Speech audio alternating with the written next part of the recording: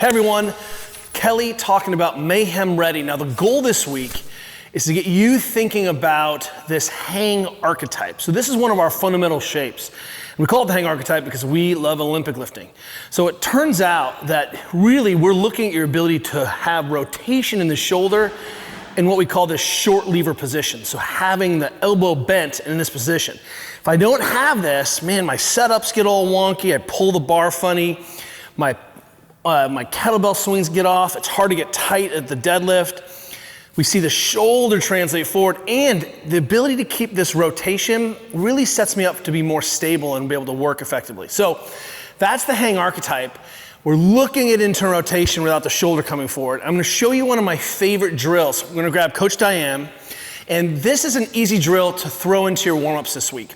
And some of it is that we often see that our athletes don't get enough of this eccentric loading in this position while standing. So Diane's just got a casual dumbbell here. I don't know, that's a 20. She can handle more.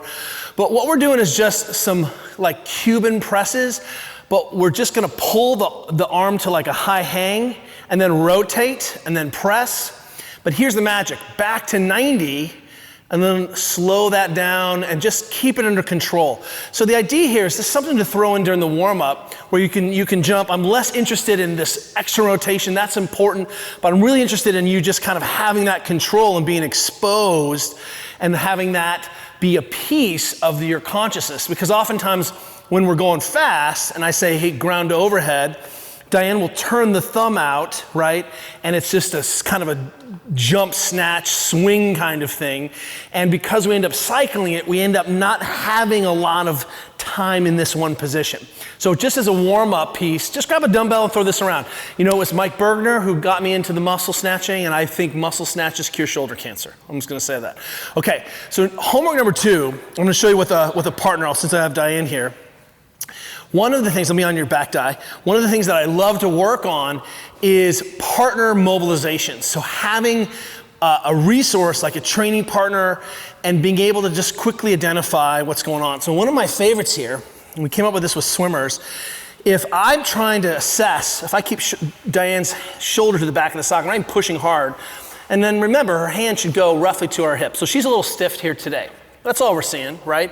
Remember, your range of motion is a moving document. And now all I'm gonna do is put my hand here, and then Diane's gonna rotate herself down, and we're just going together. And all I'm doing, I'm not even on her shoulder, I'm really on the cap of the deltoid here, and I'm just rotating down, and it feels like, I don't know, what bone is that, Diane? There's not a bone. It's a deltoid bone. Deltoid bone. So right here, I'm just holding, and then rotating down. And what we're seeing is that it's easy to get stiff just because of training loads, et cetera, et cetera. If you are afraid to touch someone, I put my foot right here. Diane can press down. She's in control the whole time. And unlike that classic sleeper stretch where the hand comes over to here, we're really putting that shoulder into the context of the position where we'd work.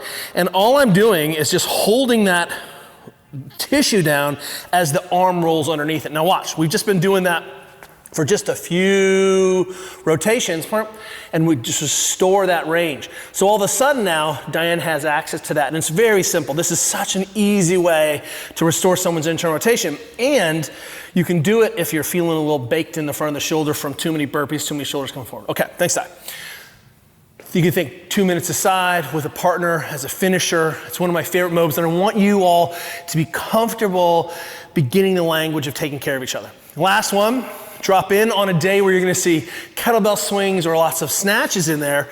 Hook the band to your shoulder, run this out, and then look what position I'm in.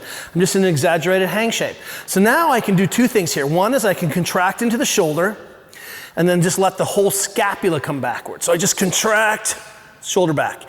So here in this position, what we're really looking at is putting the arm into this position of emphasis, doing contraction, and letting the scapula drive the motion of restoring this position.